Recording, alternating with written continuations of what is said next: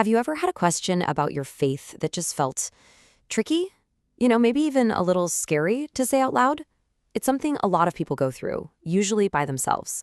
So in this explainer, we're going to look at a source that gives a really clear and helpful way to work through those moments of uncertainty. Let's just jump right in. All right, let's tackle the big one right off the bat. The question that I think a lot of us have wrestled with. Is it okay to have doubts? I mean, does having questions mean your faith isn't strong enough, or that you're somehow doing it wrong? That thought alone can really make you feel stuck. And the answer our source gives is just so direct and honestly so reassuring. Doubts are normal. Just let that sink in for a second. That one little statement completely reframes the whole thing, right? It means questioning isn't a sign you're failing, it's just a normal, even expected part of a real faith journey. Okay, so if we're all on board with doubts being normal, then the next question is, what do we do with them? Are we supposed to just let them sit there? Well, thankfully, our source doesn't just say it's normal and leave us hanging. It actually gives us a practical guide for moving forward. And what's great is that instead of just throwing a random list of ideas at us, the approach is really organized. It's broken down into two main pathways, two lanes you can go down when you're wrestling with a tough question. And that structure alone makes the whole thing feel way less overwhelming. What's really cool here is the balance it strikes between the internal and the external.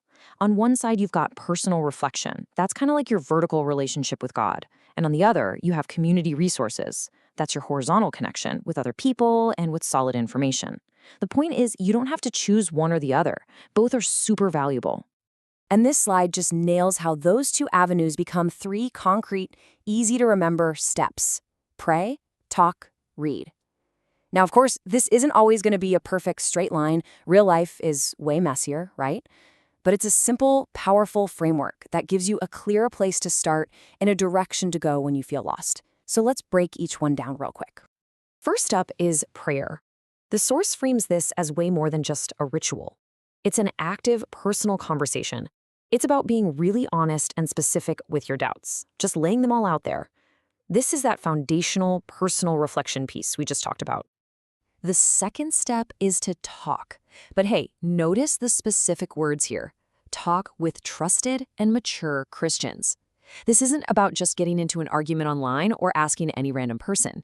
It's about finding wisdom from people whose faith and character you actually respect. People who are going to listen well and guide you with care. And third, read. For anyone whose questions are a bit more intellectual, the source points towards something called Christian Apologetics. If you've never heard that term, it's basically the whole field dedicated to making a reasoned case for faith. It's all about engaging your mind and looking for thoughtful answers to those complex questions about history, philosophy, or science. So, we've got a process. Pray, talk, and read. But what's the end game? Where does this whole path actually lead? This is maybe the most encouraging part of this whole framework, because the goal isn't just to make the doubt disappear. It's something way, way bigger.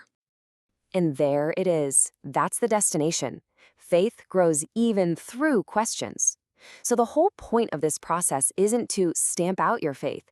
It's actually the very mechanism for building a stronger, tougher, more personal faith.